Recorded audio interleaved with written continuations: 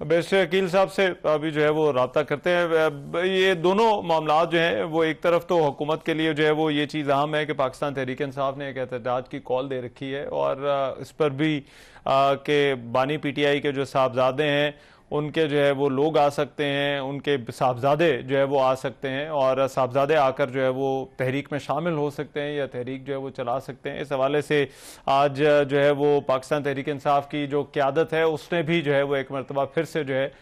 वो जो है वो बयानात दिए हैं, और दूसरी तरफ जो प्रेसिडेंट हाउस के साथ मामलात हैं उन पर भी बैरिस्टर अकील मलिक साहब जो है वो साथ हैं, उनसे जो है वो बात करते हैं। जी बैरिस्टर अकील साहब, अगर आपने सवाल सुन लिया हो जो मैंने पूछा था कि क्या कोई गिरफ्तारी हो सकती है इमरान खान के अगर साहबजादे आकर तहरीक का हिस्सा बनते हैं या इसमें शामिल होते हैं?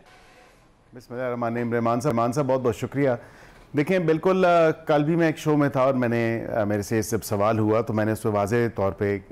हुकूमत का मौक़िफ़ या एक जो लीगल पोजीशन है वो मैंने एक्सप्लेन की। मैं भी दोबारा उस पर थोड़ी सी रोशनी डालता हूँ, और इस तमाम तर मामले के ऊपर, क्योंकि मैं इस प्रिजम्पशन पे प्रोसीड कर रहा हूँ कि वो बरतानवी शहरी हैं, उनके पास कोई और पासपोर्ट नहीं है, वो पाकिस्तानी शहरी नहीं है, उनके पास नायकॉप नहीं है। और वो पिछली दफ़ा भी गालबन यही इतलात मौसूल हुई कि जब वो पिछली दफ़ा भी आए तो वो पाकिस्तान का वीज़ा लेके आए। तो दुनिया के कोई भी ममालिक हैं, अब देखें आप हैं, मैं हूँ, बस ये तो पाकिस्तानी शहरी, पाकिस्तानी सिटीज़न, हम अमेरिका जाके और बरतानिया जाके वहाँ पे प्रोटेस्ट नहीं कर सकते उनकी हुकूमतों के ख़िलाफ़। आइन का आर्टिकल 16 है, फ्रीडम ऑफ असेंबली या राइट टू असेंबल, उसमें भी उसकी स्टार्टिंग भी अगर आप देखें तो ये आपके नाजरीन के लिए भी है कि एवरी सिटीज़न है, कि हर शहरी जो पाकिस्तान की शहरियत रखता हो, अब वो भी सब्जेक्ट टू लॉ है, reasonable restrictions that are placed on the in the law, कि कानून में उसकी कुछ कदगनें लगाई गई हैं उसको रेगुलेट करने के लिए, उस राइट के लिए। ये कॉन्स्टिट्यूशनल राइट हर शहरी के लिए है, हर फर्द के लिए नहीं है। तो ये फॉरेन नेशनल्स कोई भी हों तो उनको ये इजाज़त नहीं दी जा सकती कि चाहे वो किसी की भी औलाद हों या किसी के भी रिश्तेदार हों, उनको ये इजाज़त नहीं दी जा सकती कि वो पाकिस्तान आके पाकिस्तान में पाकिस्तान की जो पॉलिटिकल एक्टिविटीज़ हैं, और बिलखुसूस नोन जब हो कि एक इंतशारी तमाम तर मामला है और इंतशारी जमात है और इंतशारी जो हैं लोग हैं, इंतशार फैलाते हैं एहतजाज की आड़ में या एहतजाज के लिबादे में, तो उनको इस चीज़ की इजाज़त नहीं दी जा सकती। तो ये बिल्कुल दुरुस्त है कि जब वो पाकिस्तान का वीज़ा अप्लाई करेंगे तब मुतलका जो हमारी मिनिस्ट्रीज़ हैं, हमारे जो फोरम्स हैं, वो उसको देखेंगे। फोरम से मुराद की मिनिस्ट्री ऑफ इंटीरियर है, मिनिस्ट्री ऑफ फॉरेन अफेयर्स है, वो उसको देखेंगे और उनकी उस मुताबिक ही करेंगे, क्योंकि वीज़ा कैटेगरी पे कोई पॉलिटिकल एक्टिविटी के हवाले से कोई कैटेगरी एग्जिस्ट नहीं करती वीज़ा फॉर्म पे। पाकिस्तान बिल्कुल वेलकम करता है तमाम फॉरेन नेशनल्स को,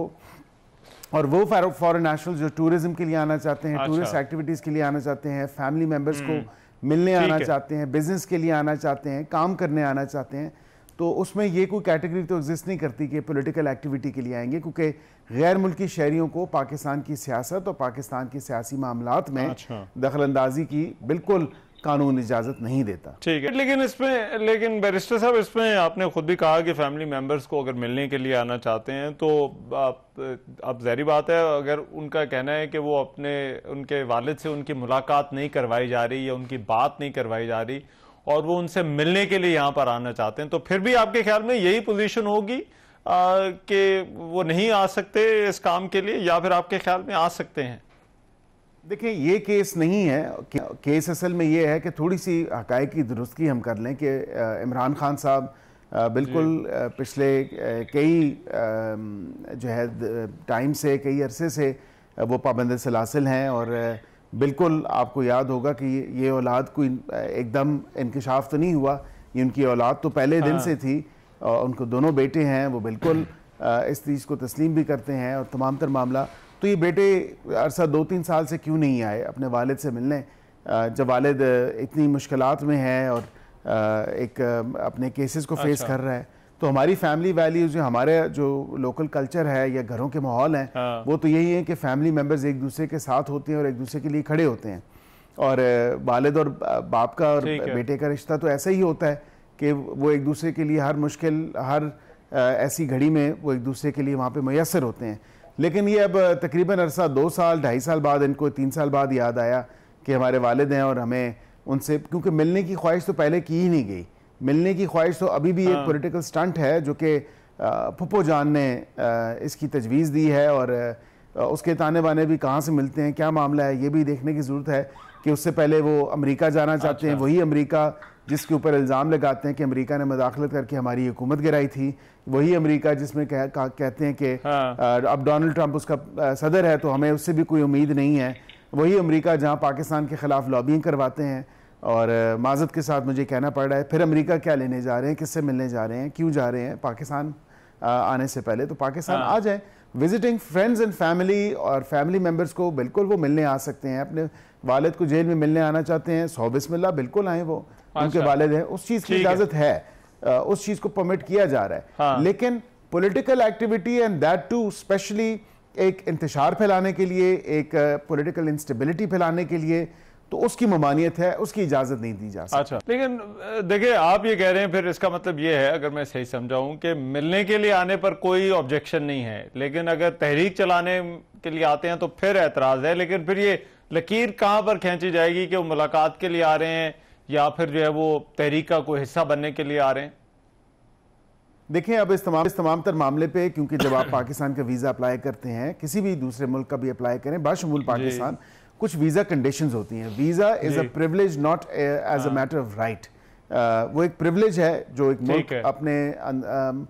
हदूद में दाखिल होने की आपको इजाज़त देता है और एक मेहमान के तौर पे आपको देखता है। तो बिल्कुल इस तमाम तर मामले के ऊपर यही है कि आप जिस भी पर्पज़ के लिए आए वो पर्पज़ डिक्लेयर हो, आप अपनी वीज़ा कंडीशंस जो हैं वो ब्रीच ना करें, आप अपनी वीज़ा कंडीशंस को मीट करें, और उसके साथ साथ जब आपका जो दौरानिया है जिसके लिए आपको स्टे दिया गया है वो टाइम पीरियड आप सर्व करें और फिर उसके बाद वापस अपने मुल्क चले जाएं। तो ये दुनिया के तमाम तर ममालिक हैं, यही असूल है, हम पे भी यही लागू होता है। बस ये थे पाकिस्तानी शहरी अगर हम अमेरिका जाएं, यूरोप जाएं, बरतानिया जाएं या दुनिया के किसी कोने में चले जाएं, उनकी वीज़ा कंडीशंस भी हम ब्रीच नहीं कर सकते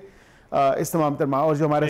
स्टेटेड पर्पज़ है उसी पर्पज़ के साथ अपने आप को अलाइन रखना। अब ये नहीं हो सकता कि मैं सैर व तफरी का वीज़ा हासिल करूँ और मैं कहूँ कि जी मैं जाके वहाँ पे कोई सियासी मामलात में दखल अंदाजी करूँगा या वहाँ पे इंस्टेबिलिटी फैलाने में उसको लीड करूँगा या उसका पार्ट बनूँगा। तो ये देखने वाली बात है, और आई थिंक राना साहब ने भी इस पर क्वाइट राइटली पॉइंट किया है इस तमाम तर मामले पे कि वो बिल्कुल आएँ और जब आएँ अपने वालिद से मिलें और